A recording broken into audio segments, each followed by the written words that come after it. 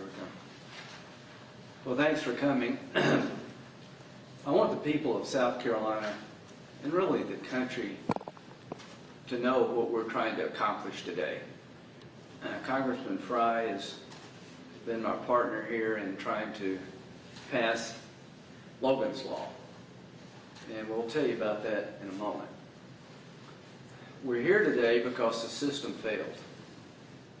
We're here today because the system failed this beautiful young girl, the Federico family, and society as a whole. This 22-year-old beautiful young woman was visiting friends in Columbia, South Carolina, and was murdered by Alexander Dickey with a rap sheet a mile long. We'll talk about that in more detail. But I want the people of South Carolina, and really the country, to not turn away from this. It's going to be hard to listen to. And if you're mad, good. We should do something about it rather than just being mad. Russell and I are going to do something about it. We're going to try to pass legislation called Logan's Law that will make it less likely that what happened to her will ever happen again. Her mother, Melissa, is in the back. Thank you for coming. She has a brother, Jacob, couldn't be here, but they were literally best friends. But why don't we start with hearing from her father, Steve Federico, and after that, Russell now will speak. Hello, everyone. Thank you for being here today, and thank you for covering this story. My name is Steve Federico, and I am the father of Logan Federico. Logan was visiting friends in May of 2025 at the University of South Carolina, and she left on a Thursday and never came home. A career criminal, the accused, Alexander Dickey, with 39 charges, 25 felonies, was out on the street time and time again because of weak policy. He should have never have been on the streets. He should have been in jail for 140 years. Aggravated assaults, robberies, parole violations, all information that should have been readily available to anyone who needed it at the time of an arrest. He broke into 2 houses that night, one where Logan was staying, one where he decided to pull her out of bed and hold a shotgun to her chest and pull the trigger. We've worked hard over the last year to recover. What I can tell you is there is no recovering from this. There's hope for a better future and a safer society for the innocent people that we see leave our homes every day and expect to come back. We've worked hard over a year for this legislation that's coming through, and hopefully we can get past. Here's the thing. It's different. It's common sense. I hope when we go through this and people read it, they look at it and literally say, we don't have this already? And ask yourselves why. When people in Washington are going over this bill and they look at it, have a picture of your children next to you, your grandchildren, your family, and think about how easy this would be to keep people off the streets. If we had the right people on the benches, if we had the right people prosecuting them, if the records were exposed to the public before an election.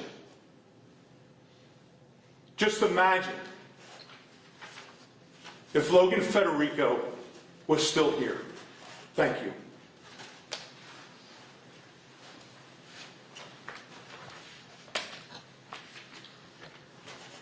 What I think you see in this case is not just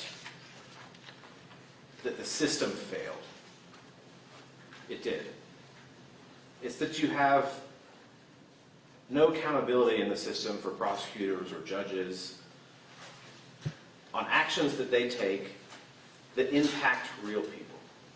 What happened to Logan Federico is an absolute travesty of justice for the Federico family and for all South Carolinians. It is inconceivable to me that they would have to go through this, that Mr. Federico has to question daily how a criminal with 39 priors, 25 of those being felonies, who was supposed to be serving 150 years if you add up all the sentences, was out on the street, had access, gained access to a home, and shot and killed his daughter. It shouldn't be like that. He should have never been out on the street. And what I hope that we can do is take this awful story and turn it into something good that benefits the American people. That there would be a national database for violent crimes that would be publicly accessible by members of the public, by prosecutors, by judges, when they're sentencing, when they're issuing sentences, that you could see who is in your community that has these priors, that it would talk between federal and state convictions, and that you would, in real time, be able to check who somebody is when they're in your courtroom or in their community, in your community. That is what we can do in Congress.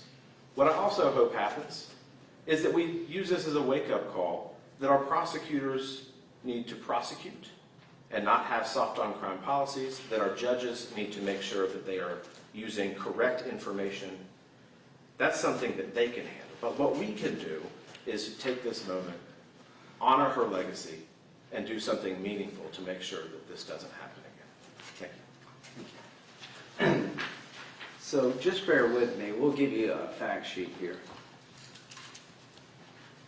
This man, Alexander Dickey, had been arrested 25 times on felony charges, 15 times on misdemeanor charges, convicted of 8 felonies and 9 misdemeanors. He served 3 terms in prison from 2014 to 2017, from April to August in 2018, from December 2019 to February 2021. 3 stints in jail. In 2023, he was charged and convicted of burglary, but released on probation. He had multiple probation violations. And here's what this law is all about. In 2023, he was charged as a first-time burglary offender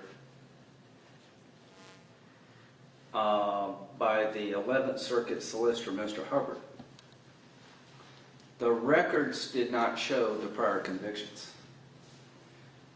Mr. Hubbard said that if he had known that Mr. Dickey had been convicted of 2 prior burglaries, he would not have charged him as a first offense burglar. He'd be in jail today. This is a case study in how information is not shared appropriately. If the information had been available about his prior felonies and his prior convictions for burglary, he would still be in jail and she would be alive. So what are we trying to do? We're trying to create a solution to a problem that's begging for a solution. So Logan's Law is designed to create a violent criminal offender database. the Attorney General of the United States will be directed by the Congress, with a law hopefully signed by the President, to send to Washington, to the Attorney General, all convictions of violent offenders who have committed a violent crime subject to more than 6 months in jail. We have a national sexual predator database. People that are convicted of being sexual predators, you can find out who they are and where they live in your community.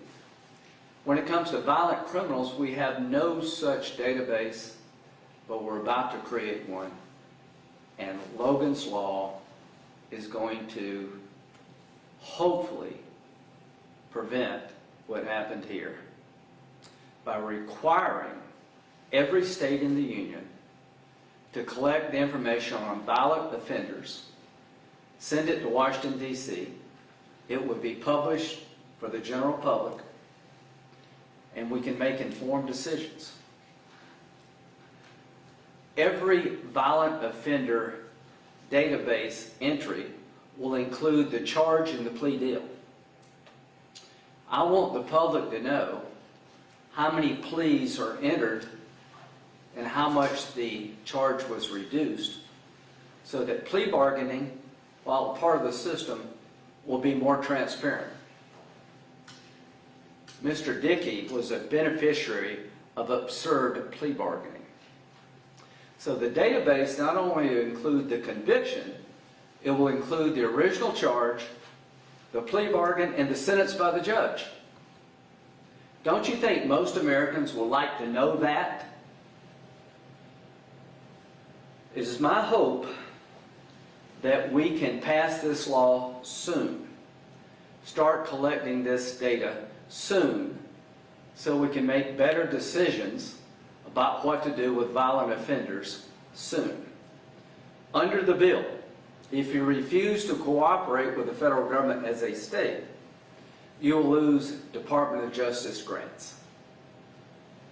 And I'm willing to put money into the system to help states gather the data. South Carolina will not be a problem. Our elected officials will gladly do this. Well, what have we learned from Logan's tragic murder? The system doesn't work when it comes to gathering information about violent offenders, so that people in the prosecution business will better understand who is in front of them. Again, Mr. Dickey was charged with first-time burglary, even though he'd been convicted twice before. And if the prosecutor had known that, the sentence would have been different, the charge would have been different. In Mr. Dickey's case, one plea bargain after another, one parole violation after another, ignored. So what are we trying to do? Put every prosecutor and every judge on notice in all 50 states. Your work product will be reviewed by the public. We're going to look at your homework, and we're going to make judgments about who is making good decisions and who is not. We're going to create transparency so that the judges and the prosecutors who allowed this man to keep coming and coming and coming after being convicted multiple times are household names. So that you, the public, can do something about it. This system is broken, is rotten to the core. Plea bargaining will continue, but it has to be done in a way that meets the smell test. In the future, it is my hope that no one with 9 felony convictions, 8 misdemeanors, will ever be let out of jail again to kill. That night, not only did he kill Logan, he burned down a house. This man was a human crime wave. 3 terms in jail. By 2025, he had a rap sheet a mile long and literally served a few years in jail, 3 or 4. out on the streets yet again, charged with burglary a couple years before, and the system failed to tell the prosecutor how many convictions existed. We're going to fix that. To every state in the union, you'll have a chance to make your state safer by sharing with the federal government, the Attorney General of the United States, the number of violent offenders in your state and how they were treated when they were in court. So that everybody in America can see who's getting it right and who's getting it wrong. To all the judges who coddle criminals, this is your worst nightmare. To all the prosecutors who just want to clean the deck and go on to the next case, this is your worst nightmare. To the public, this is a godsend. To parents of young people, this will help you keep your children safe. We're going to pass this law because we need this law. And if we can save one person from Logan's fate, it'd have been more than worth it. To the Federico family, you have done everything in your power to elevate this issue, to speak for your daughter, to keep her memory alive, and more than anything else, to make sure that your heartbroken tragedy doesn't get passed on to the family. You have my undying respect and gratitude. Being willing to get up day after day and tell this story that breaks your heart because it may save somebody else is unbelievable. And if you can do that, Russell and I can get the job done. To the Senate, we're bringing this bill to the Judiciary Committee. You're going to vote. I don't care how you vote, you're going to vote. Same in the House. And it's my hope that Republicans and Democrats will see this as a good thing, not a bad thing. That Republicans and Democrats will come together to make sure when it comes to violent criminals, we have accurate information that will require people to collect information accurately and pass it on so that repeat offenders will not just keep getting out of jail. And finally, we're going to have a system where we can grade the homework, the job performance of people who are supposed to keep your family safe. And to the judges who wave these people through, we're going to know who you are. To the prosecutors who plead them out just to get them out, we're going to know who you are. Thank you. Questions? Can I add something? Yes, please.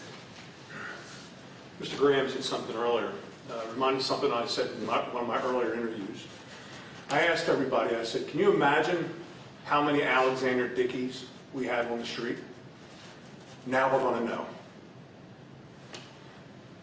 And when he brought up the Republicans and the Democrats, and I'll finish with this.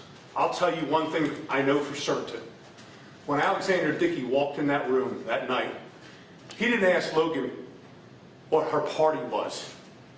He didn't care if she was a Republican, a Democrat, a liberal, a progressive, a socialist, any of them.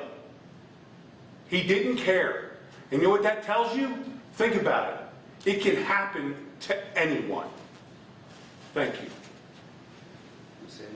Questions? I have just a few questions.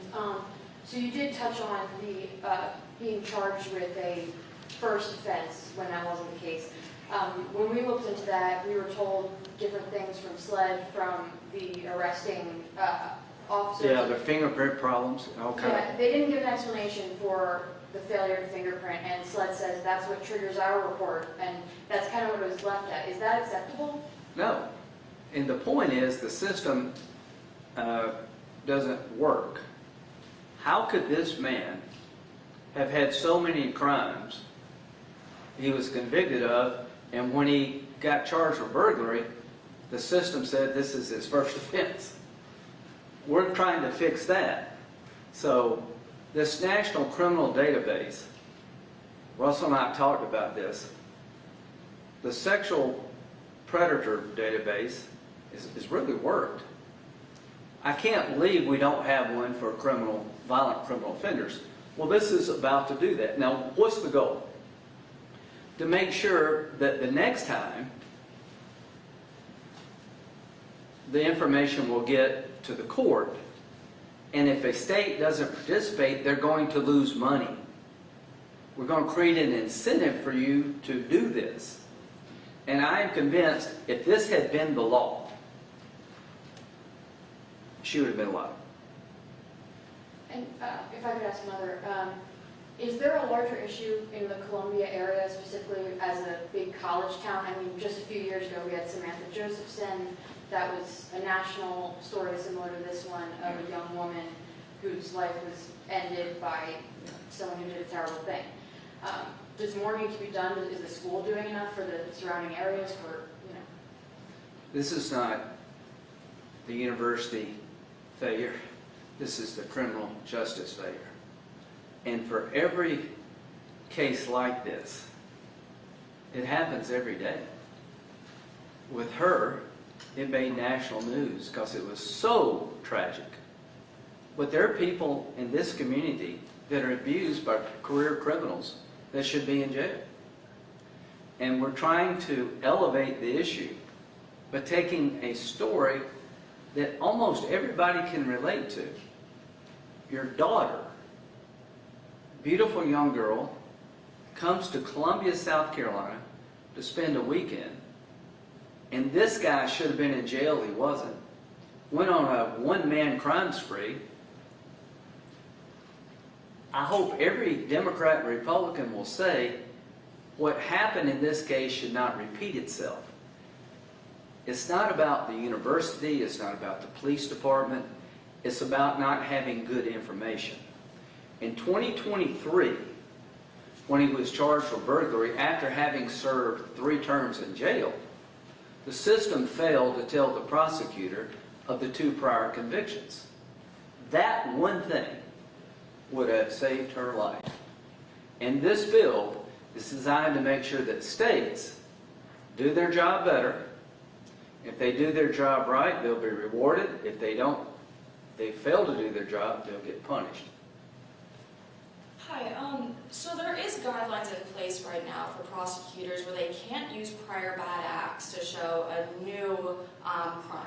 How is this law going to work with what's already in place with those guidelines? A conviction is not a bad act. You can't use bad acts for sentence enhancement, generally, but you can use prior convictions. This is not the guy being accused of something and never convicted. He's convicted of 9 felonies, 8 misdemeanors, charged with 25, and I think 18. So this is not a situation where bad acts were not, it's not a bad act case. It is a prior conviction case that would have changed the outcome of her life. These 2 people would not be here today. This is what I'm trying to tell you. We can do something. Some problems I don't know how to solve. This problem we can fix. If the 2 prior burglaries, which he was convicted of, had been in the system, he would have been charged differently.